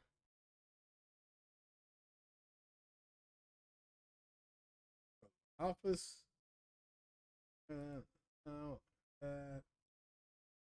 It is a triple star system. Can you live in Alpha Centauri? They found a rocky planet. 75% chance. Alpha Centauri A have a planet. What is Alpha Centauri? Why am I doing this? Do this Alpha. Okay. Yeah, if you watch Lost in Space, they go to Alpha Centauri. Let's see here.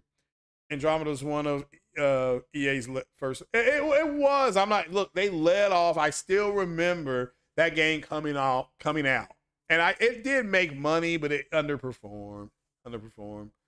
So, Andromeda definitely looks the part. You wanted to like it so bad, but you deleted it and downloaded it several times.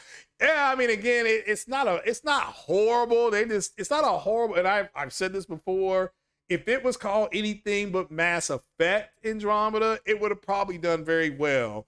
But they called it Mass Effect Andromeda. They called it Mass Effect, which means we were expecting the writing and all that kind of stuff. I know, and again, it was almost like they were afraid to deal with the endings. And now, a decade or so later, it looks like, when we saw the previews of Mass Effect 4, it looks like the Reapers have been destroyed. So it looks to me like destroy is the canonized ending. Doesn't mean if you did the other endings, fine, but it's not the canonized ending. So that's it. Yeah, Anthem came out after Andromeda, and people were so mad about Andromeda, they were openly rooting for Anthem to fail, which it did fail. It did fail. And they were like, they had to look at Anthem and see what Mass Effect Andromeda could have been. It's what people were saying. They were so mad. I just remember that. I had already kind of stepped away from the community in a way, but I just remember when that game came out, just furious, and then they said they were going to do a DLC with the Ark, something like that. Some Ark was supposed to come into Andromeda, but people had gotten sick on it or something like that, and that was supposed to be DLC, but that was just made up. People were making that up, but basically they addressed that, and they did a Mass Effect comic, and they put the comic out, and everybody was so mad they didn't buy it. I don't even, so they're like, look, I remember what that one girl said. Was it N7 Kate? She said, because she's British, and she said, this is rubbish. I remember when she said that. She said, I want to play that experience, not read about it. So this game was not what I expected it to be. I don't like this game. I'm moving on. She was like, I wish BioWare nothing but the best of luck and all that kind of stuff. But she moved on. So she's like, I'm done with this. So, so you live in a city where BioWare, they're working on Lair the Shadow Broker. Yeah, which they did Lair the Shadow Broker because people actually complained that Liara wasn't in Mass Effect 2. Not to the point where she could be playable or go on an adventure with. So, and yeah, that DLC is one of the best DLCs I have played. But I tell people, I say, you all got the Legendary Edition. I said, you realize that like people like me, all this, we paid for all this stuff that you all have in the Legendary Edition. Like all of it. The Cerberus upgrades, paid for that. The Lair of the Shadow Broker DLC, paid for it. The Zion Masi DLC, paid for it. Kasumi Goto DLC, paid for it. All that paid for. I mean, you came out of pocket. And each time we did that, we replayed the game with a smile on our face. So, so it was fun. Yeah, Battlefield Hardline should have just been called Hardline. Yeah, I agree. Thankfully, it's a Mass Effect 4 meme. Yeah, where it looks like, based on what we saw, the Destroy ending will be the canonized ending. And just to end it all, they can come out and say, look, if you chose to join to control the Reapers, that's fine. That was your ending. But the canonized ending for Mass Effect 1, 2, and 3 is the Destroy ending, which when you play it makes the most sense. You're not trying to control the Reapers. You're trying to stop them. So, but it is what it is. So, see you in 2040 for Elder Scrolls 6 for creation. Yeah, I certainly hope we don't have that many bugs. So. Let's even the MA3 DLC as well. Yeah, all the ME3 DLC, all of it. The going back to Eden Prime, that's a good, and again, they have a playable character. And Eden Prime, yeah, you land there, and Liara clearly says this is where everything started, which is true. Which is true. That's where everything started, on Eden Prime. So yeah. You know, where do you start Mass Effect 1 at? On Eden Prime. So control is what the Elusive Man wanted. Yeah. I agree. And they never bring up control in any of the comic books, any of the novels. It's something that's introduced in Mass Effect 3. And it's like, well, anybody who chooses control, Shepard dies, and then he becomes disconnected from everything going on. So there's no guarantee he's just going to he could turn the Reapers against you again. So, I mean, if you want to say he doesn't do that, that's fine. But we don't know that unless, if you destroy him, you know they ain't coming back. You know, I mean, I destroyed him. I think the first time I did a playthrough, I destroyed him, but my character died. Then I went back and played it again, and my character survived. Okay. And he survived. It shows him taking a breath, and they were like, yeah, because they survived that ending. Now, maybe they died in the rubble, but I like to think, because I chose the romance. Here's my ending. I chose to romance Miranda, and since Miranda could not have kids, there were a bunch of kids who had been orphaned by the Reaper War, and Miranda and Shepard adopted 3 kids, 2 boys and a girl. That's my ending of it. And then James becomes the next N7.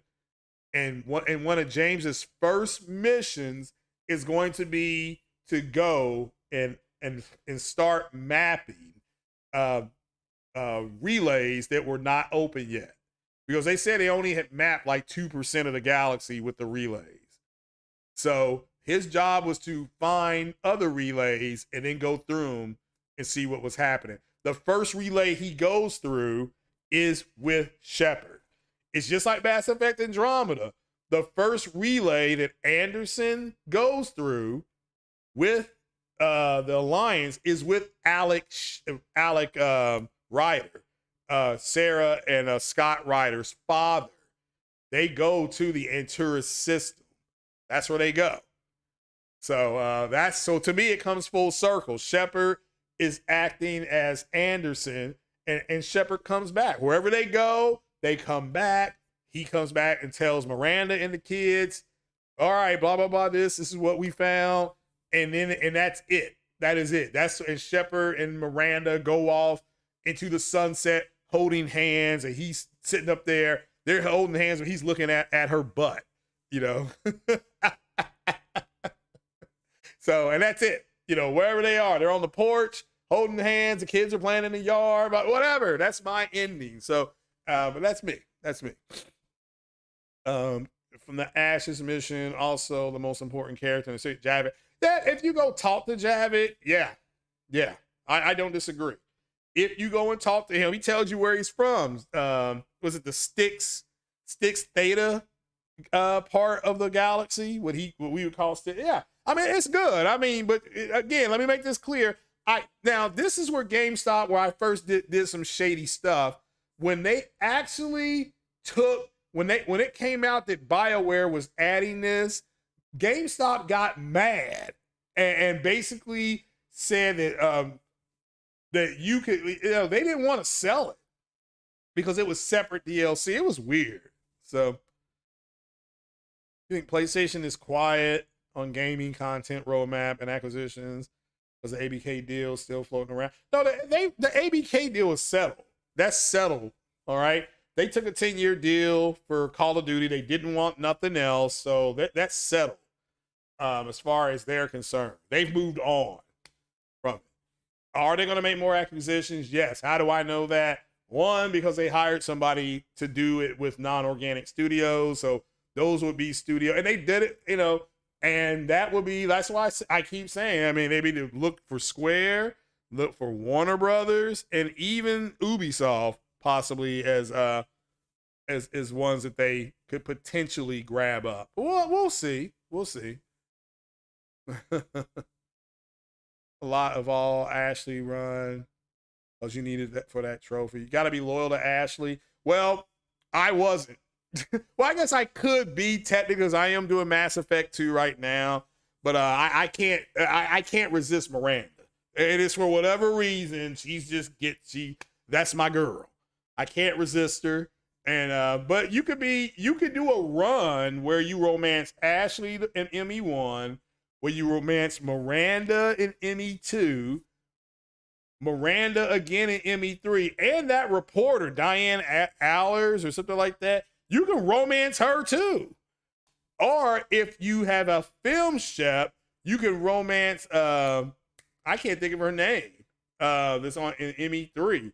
The one that has that does Kelly's job.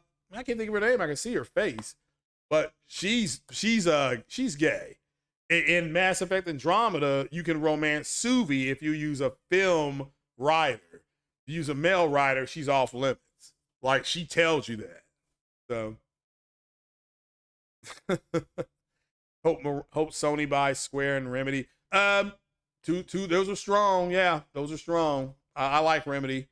So let's see here. Jim Ryan tried awful hard to stop it. No, they just put out what they didn't like about it, and that's all they did. You know, they said, here's our objection to it. You know? And again, what Sony objected to, the CMA was like, yeah, this is not going to be valid. The CMA rejected it based on cloud-based technology, and they're still waiting to close that deal. Like, Microsoft is still waiting to close that deal. That is a Microsoft Activision issue now. Sony has moved on off of it. So, like Jim Ryan said, he doesn't like what Microsoft is doing, but they can't stop him. Romance the Krogan with Mel Shep. It could be a canon. There is no romance with the Krogan. Yeah, you're right. Well, they have the Genophage, so. But yeah, that would have been cool in Andromeda to cure it, or to at least make it where they have a 30% chance of surviving to reproduce with the Genophage. But in Mass Effect 1 or Mass Effect the LE, you can either cure it or not cure it. I always cure the Genophage. I've never, because again, you're good friends with Erdnot Rex, and Erdnot Rex, you have to kill him in Mass Effect 3 if you choose not to cure the Genophage. So, but it works either way. You know, I think it works either way. So, you know. But we'll wait and see what they do. But yeah, I'm never loyal to Ashley. I've never, even when I first did my first run of 1, 2, and 3, I always got with Miranda in Mass Effect 2. Now, you can be with Liara. I mean, another good romance allegedly is Liara. That's who I was going to choose on the Xbox, was Liara. So, it is what it is. I like what Liara said. If you want children, Shepard, that's fine, but they're going to be Asari. They just have your she said they'll just have your quirky human traits, but they will be Asari children. So I won't ruin it if you are playing it. So that's just my run. Again, the thing with Mass Effect is that you choose your own direction on how you go with it. Your run will not be like my run, and vice versa. So, you know, but that's what I did with a male shepherd. So, but that's me. That's me. It was fun. But again, what I'm getting back, make sure you vote that Starfield, what I've been hearing is that it is Mass Effect Andromeda on a bigger scale. So, True Virgil said he just finished Mass Effect 2. Again, Mass Effect 2 is considered one of the best games ever made. That's Universal. Universal, it's considered that. Double sales a Liara guy. I don't blame people for choosing Liara. I mean, I don't. So, yeah, Yeah, I know. Liara is the one that found your body and gave it to Cerberus. If you don't know that, so that's canon. She was looking for it. The Shadow Broker was looking for it, and the Shadow Broker was working for the collectors who wanted your body as well. And the collectors were working directly with the Reapers. So Baldur's Gate 3 on PS5 is fabulous. Yeah, I haven't played it. Anybody who has played that on PS5, leave a comment on how it is. Kotaku kind of gave it he gave it a good review, but he said it could be better. That's fine. Tally. Tally is cool too. Tally grows up right in front of you. So yeah, Tally grows up right in front of you. So that's actually cool to watch. But to watch her develop right in front of you, from Mass Effect 1 to what happened in Mass Effect 2 to what happens in Mass Effect 3. Again, it's fantastic. I love it. Again, the storytelling is what people really like. And Mass Effect, what they did was the action was secondary. I've said this before, to the story. And Mass Effect Andromeda was the opposite. They made the action the forefront and the story secondary. It did not work. It doesn't work like that. So, but it is what it is. So, but yeah, all those people are well written. So I'm saying, there are any other questions here? I'm gonna be here for a few more minutes. So let's see here. If there's any more questions? I do. In Mass Effect, yeah, I don't. Yeah, Shepard be going. My Shepard goes raw. I mean, that's just the way it is. So, you don't like the Mako and ME1? Well, there's a reason why it wasn't back. There's a reason why the Mako never returned. So, yeah. But yeah, like I said, Mass Effect 2 is considered, and Mass Effect 3. When I'm not going to spoil it. There's a point in Mass Effect 3 when when you're transitioning to the third act from the second act. I'm like, man, this is the best game I've ever played in my life. But it does kind of take a hit in the third act. But again, so Mario, I'll try to be loyal to Ashley on this run with Boy Shepard.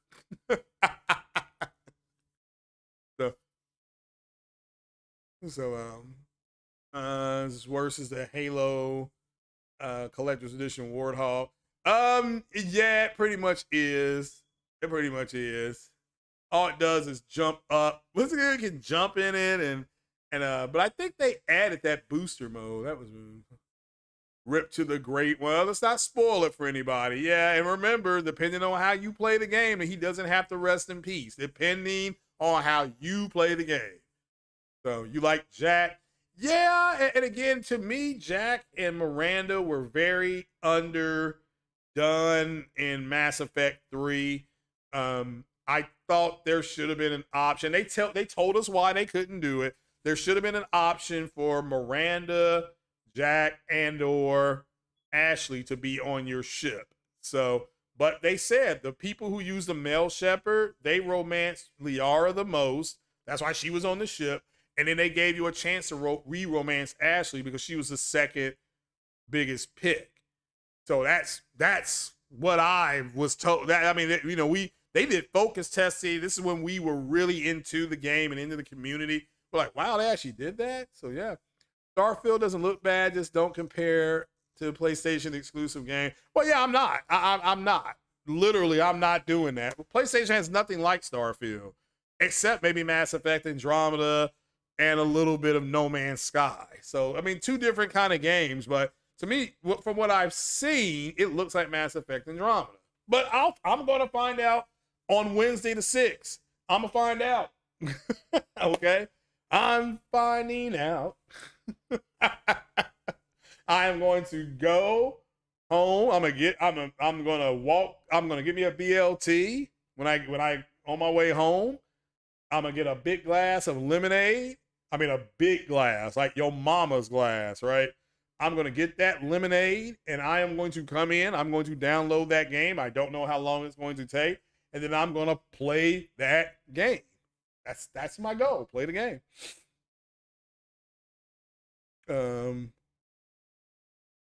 Zero Steel, yeah, that arc was really good too. Moran and Ashley are like Yennefer and Triss from Witcher. Um, Not really, but I can see why you would compare them, but not really. They are. Well, no, I mean, I don't see the. Now, granted, I don't know the entire background of Yennefer and Triss because I only played Witcher 3.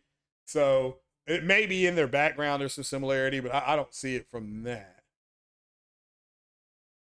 The infantry weaponry design. Again, I disagree with that. It was just, well, okay, it was a rifle and a pistol and a sniper rifle.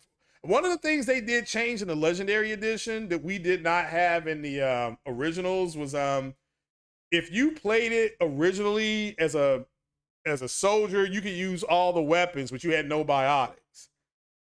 If you used the Vanguard, you could use a I think it was just a regular pistol and a sniper rifle. I think you couldn't use anything else, but they changed that with the limited edition. They were like, "Oh, okay, we can just make this.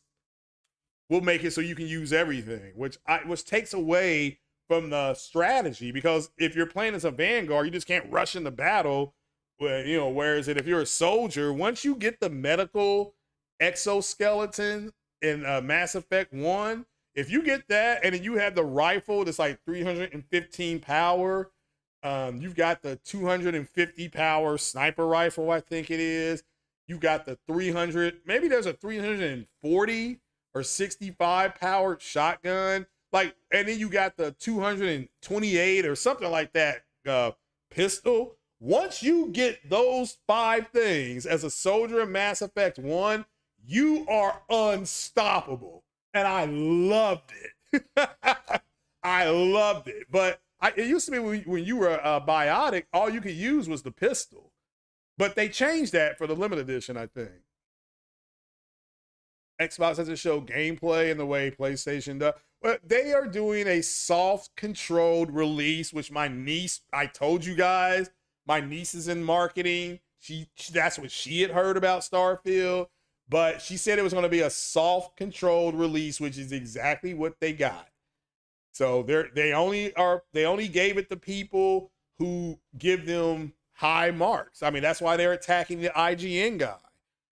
That's why Tim Dog attacked the IGN guy.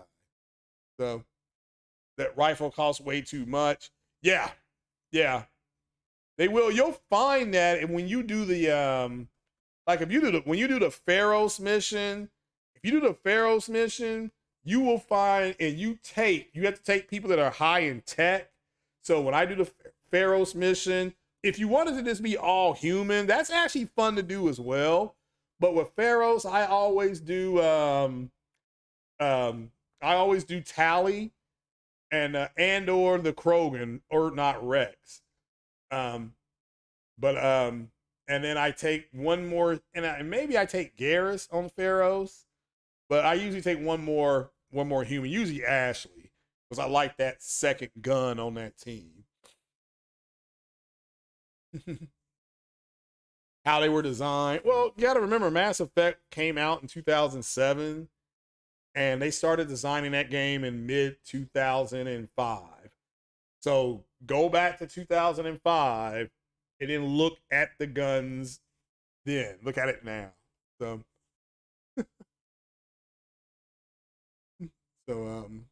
but yeah, you're just talking about a something that's, that looks a certain way. That's fine. They gave Luke Stevens a review copy. He's super critical, and they toward a new ad. Okay, I'm not saying they didn't give it to the vast majority of people that got review copies were pro Xbox guys. Okay, that's just the reality. And again, they came back with high scores, but it hasn't gotten to the public yet. At least I don't think it has. So on Wednesday or Thursday, more scores come out, and we'll see how this scores hold. I don't care about the score. I'm gonna play the game and score it myself. That's the way I do it. What's that? Ice Cube, what do you say in the song? No Vaseline. I got my own company because I'm a man and ain't nobody humping me. I'll just make my own decision about it. So I'm looking forward to playing it because it's not what I thought it was going to be. It's not Star Citizen. It's not Elite. Everybody thought this was going to be a space sim with vast exploration, and it's not that. It is an RPG in space. It is so that's why is it a bigger Mass Effect Andromeda? Is it a bigger version of Outer Worlds, which is the same thing? Outer Worlds is not a space sim. It's a RPG in space. So is it going to be that? So that's what I'm looking forward to. I like Outer Worlds. I thought Outer Worlds was fine. So the main complaint was what? There weren't enough planets to go to. Yeah, I mean, okay, fine. So Xbox Air's biggest shield gave it a 97. Yeah, we know that their shields were going to do that. We knew that already. That's why it's kind of like it's a, kangaroo score. It's a kangaroo score because it's not based on anything really bad. Everybody says the same thing about it. So it's like, okay, well, when other people get their hands on it, we'll see how they score. And look, the score may go all the way up to a 95, right? Or it could come down to an 84. It's not, either way, it's fine. But the first thing these fanboys do is they run the Metacritic is to say, look. So the handful of people, the 100 people that scored on Metacritic represents the whole community. No, it's not true. It's not true. The people in the space sim community are extremely disappointed in it. Okay, that's all over online. You can just go look for those scores. And they're playing on PC. I want to make that clear as well. They are playing on PC and they spent whatever they had to spend to get early access, and they do not like it. They're like, it's not that it's a terrible game, it's just not heavy on space exploration. So if that's what you're expecting, stay with Elite Dangerous and stay with Star Citizen. They literally say that in all their reviews. So it's like, okay, am I going to download Elite Dangerous on PS5 again? No, not right now. Although I do really love Elite Dangerous. I prefer play it on Xbox because it has more expansion on it. And maybe for all I know, Xbox may buy Frontier Games. Frontier Games is hurting. So that's a perfect thing for Xbox to buy. But I think Elite Horizons, I think that's what it's called. It's on Xbox. It's not on PlayStation. But when I downloaded Elite Dangerous and I was all chubbed up, I couldn't play it because it wanted me to go to another tier of Game Pass. Like, I don't want to pay an extra, whatever it was, $7 a month just to do this. I don't want to. So, it is what it is. So, all right, y'all not asking a ton of questions. So, all right, I know there's other people you want to listen to come on around 12 and 3. And like I said, I got to go get my hair cut, and I may possibly have the beautiful, wonderful Lexi give me a shave. We'll have to wait and see. Because she'll say, is that all you want? No, I want to go ahead and take you out for beer and wings. But that's not going to happen. So appreciate everybody being here on this early Sunday. And of course, I can talk Mass Effect all day long. Instead, I'll jump back on Xbox Series S. I'm playing it on Twitch, by the way. When I get off of here, if you all want to come over to my Twitch channel, CTG 24/7, and follow along. Again, I don't have the headset that works. If somebody wants to talk me through that, that's fine too, because I would love to have the headset on and play Mass Effect, but can't do it. Horizon Elite Dangerous on PS4. You got it. Yeah, well then I might go ahead and get it for PS4 because or PlayStation, because it's stupid. I don't want to have, if I'm gonna have to pay for the DLC, they basically want me to pay for another tier of Game Pass. I'm not doing that. So yeah. So take Lex out for chicken wings. I got some chicken wings. I'm gonna throw in the not the crock pot, the deep fryer here. That'd probably be my lunch. Yeah, matter of fact, I'll do that for lunch. Sounds good. Sounds good. Thanks. Appreciate it. All right, guys, that is it. Hold on, what are you saying? The Meteor, the Metacritic is dissing them lately. Redfall, Starfield at 87. Is Starfield at 87? I thought it was at 88. Okay. Well, I mean, again, it's not that big. Look, it's a new game. If it's an 84 or something like that, 84 to 89 is real good. I don't know what else to say about it. You know, this is, you know, it is what it is, guys. It is what it is. All right, that's it. I shoot my shot. She already has a live-in boyfriend, so no, I'm not going to shoot my shot at her. And I have a girl I'm seeing as well, so yeah. Get it on PS4 for trophy. I can't get it on PS5 or PS5. They gave it a 90, PC 88. Yeah, it's about the same to N0 still. That's fine. But guys, I'm gonna get on off here. Like I said, it's just score it the way you want to. It's not that big a deal. I will talk to you all later. Probably. Oh, I assume Porter Rock is doing 60 frames, no lag. I don't. That's an assumption right now. Everybody's off tomorrow. Shout out to you tomorrow.